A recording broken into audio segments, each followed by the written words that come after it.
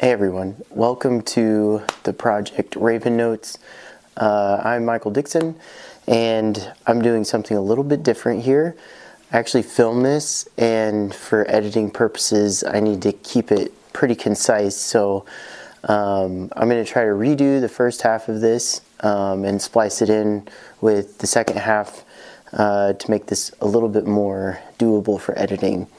But so this is my second video in this series, and I am sharing insight that I've had with God basically working in my family or directly through me to experience some of the spiritual things that are going on in our lives.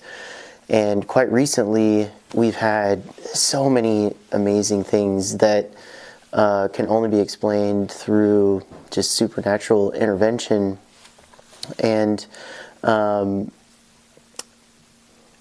know, the way that God communicates with us, I think, is not very understood because so many people have different experiences, and there's really no scientific process to kind of validate what you're hearing other than testimonies, right?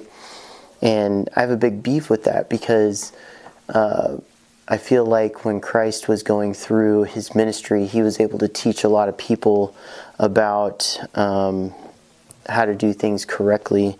And, you know, people may say like, well, that was Christ. So, you know, he's a one-off, but he is the one that basically laid out the template, the process. Like he said he didn't do anything unless he saw the Father doing it. Well, how would he have seen it done if it wasn't through some kind of vision that he received or dream? And that leads me to today's scripture, which is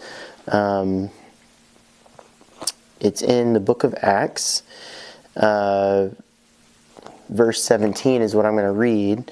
It says, "In the last days, God says, I will pour out my spirit on all people. Your sons and daughters will prophesy. Your young men will see visions. Your old men will dream dreams." Now, I don't think I'm an old man, and certainly my wife is not an old man, but we have dreamed dreams that have led us to this homestead that we're in today. And that's going to be my video for today, is explaining how the dreams came and how dreams don't mean things are like, you know, this is how they're going to go down. It just means, like, at least from my experience, it means you have the legal right to pursue that thing. Like, it's been given to you, now go get it.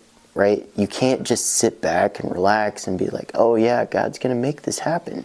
Like, you have to be innovative, and you have to follow through. So in the summer of 2024, my wife had a dream about a house, and it included other things, but for the most part, we're just going to concise it down to the house and the structure of the house, because she woke up and she described it to me. She was so excited. And I think this is another reason or another attribute to what is spiritual and what's just a normal thing. When you get up from a spiritual dream, you want to share it, or you want to write it down, or you're constantly thinking about it. Like, the images are so real and vibrant, they're hard to forget. So she told me about this, and this is not something that she normally has. So I forgot about it, and then a couple of weeks passed, and she was going through Zillow, and she found a house, and she's like, ooh, this looks nice. This looks like what we were looking for. And I was like, yeah, you know, and it looks very similar to what you describe in your dream. And her eyes got big, and she was like, oh my gosh, that is the house that I saw in my dream.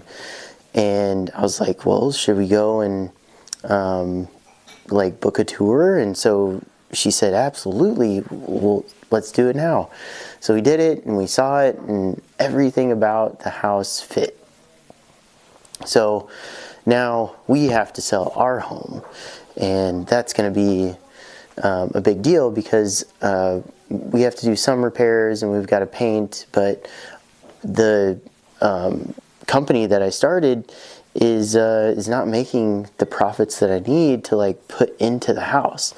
But that week, it just so happened that I got a credit card offer, and the credit limit was the exact amount I needed to do the repairs on the home. And I was like, okay, well, I guess I can just pay that off whenever we sell the home, because I'm going on an intuition that my wife's dream was not just simply a vision, because the exact house showed up in the Zillow search a few weeks after she had the dream. So we fix up the house and we get it on the market by October 14th.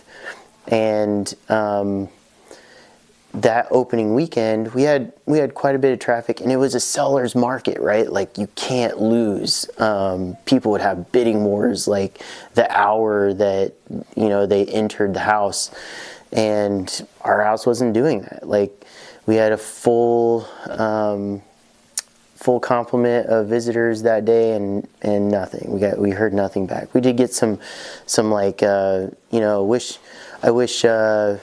there was a little bit more space in the stairway, or like there's a lot of clutter in the garage, and I'm like, but it's a garage, like I didn't think people would care about that stuff. But anyways,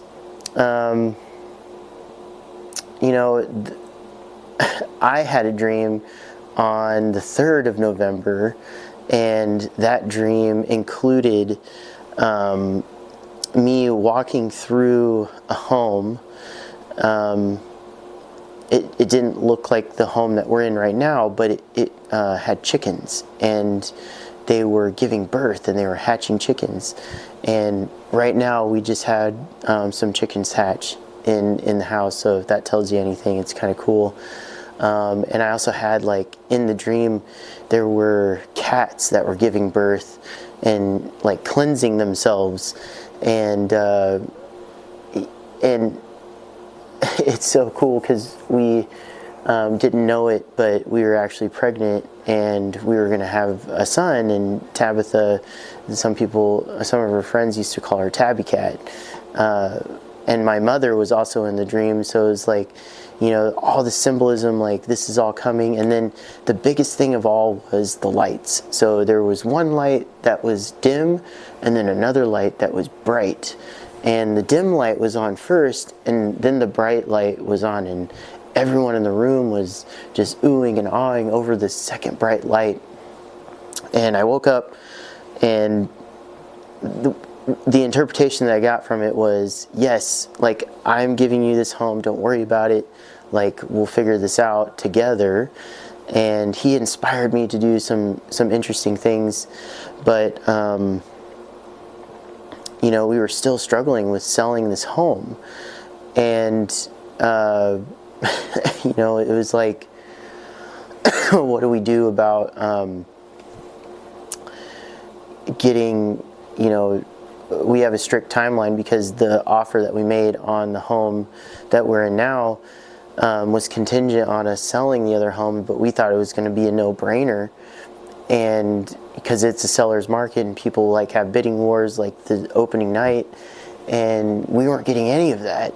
So parking like came into my heart, like something's wrong with the parking. And so I looked around, and I was like, what can I do? God, I need your guidance. And I saw in my mind, I saw the cement wall that separates our backyard from our driveway going down, so that basically all you needed to do is drive your car around, and then you could park in the back. And I was like, well, do I have the tools to do that? And I looked around, and I had some stuff that I could maybe hit it with, like a small hammer or something, nothing like that. So I was like, I'm going to have to push this thing and see if the impact will just like break it apart. And sure enough, it did. And I heard as the wall came down, the gates of hell shall not overcome you. And, you know, it's just fascinating how God puts all these things together. And this was just our moment. And, you know, on the second half of this video, you're gonna hear the next dream that I have. But, you know, just know, like, nothing's for certain. You have to work for the goal, and when you're walking down the path that's right for you, the enemy is going to try to stop it. So be courageous and know that you're not alone. Like, we all go through these trials, and we all have to be strong and courageous as we approach them and face them.